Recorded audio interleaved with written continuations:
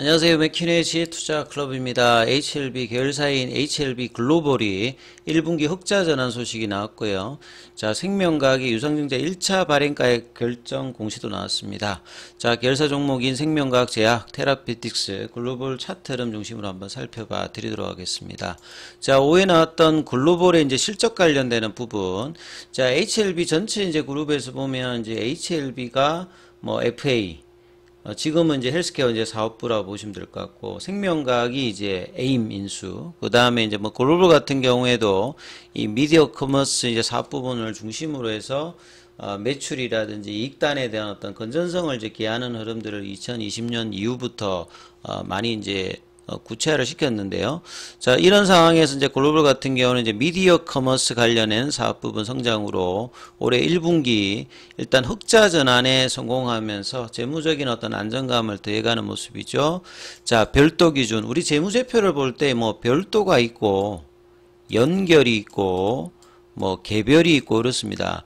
연결이 있다는 말은 이제 종속 기업이 있을 때 이제 연결 재무제표라고 보시면 될 것 같고, 그 다음에 이런 종속기업이 있었을 때 그냥 모회사만 딱 이제 별도로 이제 하는 것이 이제 별도 기준이다. 그 다음 아예 이제 종속 이런 없이 그냥 단일한 형태가 있을 때는 이제 개별 기준으로 이렇게 이제 재무제표를 표현한다. 이렇게 이해를 하시면 되겠습니다. 그래서 매출액이 221억. 그래서 전년 동기 대비해서 14배 정도가 급증을 했습니다. 그래서 이런 어떤 M&A를 통한 어떤 부분에서 이 실적단에 영향을 줬고요. 영업이익 같은 경우에도 27억 정도, 당기순이익도 16억 정도 나오면서 수익성 관련되는 부분 흑자로 돌았죠.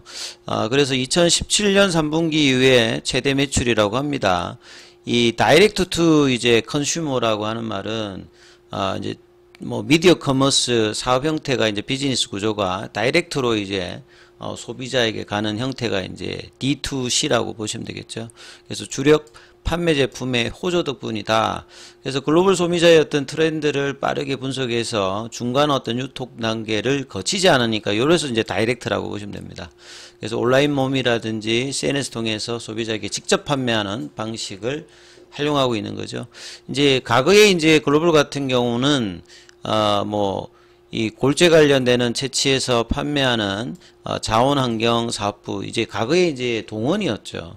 그래서 이제 강원도 쪽에 이제 사업을 하다가 회사로 이제 자원순환 관련되는 부분, 요것도 이제 물적 분할 관련되는 부분 이제 공시가 나왔고, 그렇게 되면 결국은 이제 미디어 커머스 사업이 지금 현재는 이제 주력이 되는 거겠죠. 그래서 M&A를 통해서 시장의 다변화, 빠르게 성장하는 그룹의 어떤 성장 전략, 그리고 최근에 이제 진양곤 회장의 이제 12인수를 통해서 주식 전환으로 해서 최대 주주의 이제 책임 경영 관련되는 부분에서 지분 확대가 이제 주주가치 제고로도 연결되는 어떤 흐름이었다라고 볼 수 있습니다. 그래서 올해도 이제 미디어 커머스 관련되는 부분에서는 신규 브랜드가 출시되면서 해외 시장 진출이라든지 이런 부분이 가파라지는 어떤 모습을 좀 볼 수가 있다, 이렇게 봐야 되겠죠.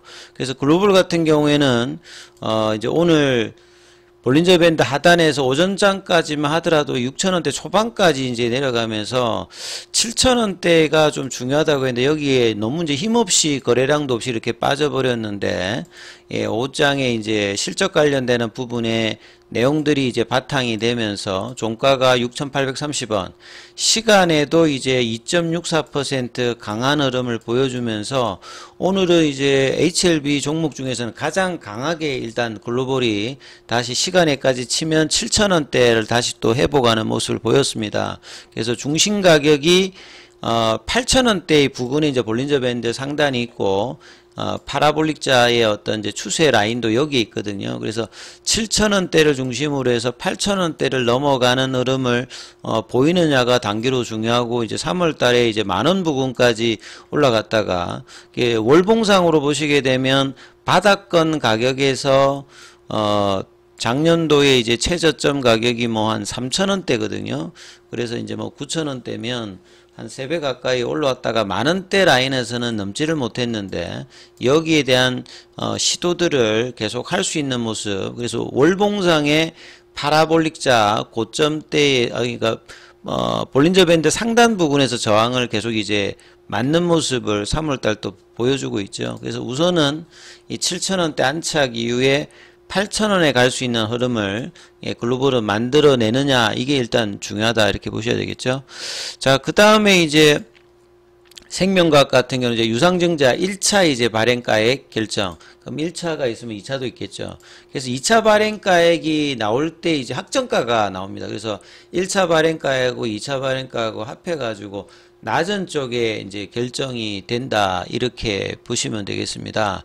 그래서 이제 공시 내용에 보게 되면 1차 발행가액의 산출일이 5월 7일. 그래서 2차 발행가액 관련되는 부분에 결정들이 나올 때가 이제 이게 확정 관련되는 부분이라고 보시면 되겠습니다. 자, 그래서 이제 뭐 정정 관련되는 부분에서 조금 이제 정정 관련되는 공시도 좀 나왔는데요. 정정 사유가 9회차 이 BW 관련 행사에 따라서 발행 주식 총수가 변경이 되어서 기존보다 조금 더 늘어납니다.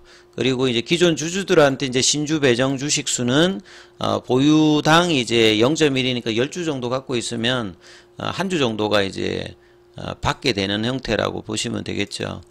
그래서 유상증자 관련되는 부분에 이제 기존의 확정 예정일이 신주 발행가액이 6월 11일에 이제 확정됩니다. 그래서 지금 오늘 나왔던 이제 1차 발행가액 관련되는 부분과 이제 확정 예정일에서 어떻게 되는지에 따라서 이 배정 주식수 관련되는 부분으로 이제 구주주는 청약 예정일이 6월 14일이고요.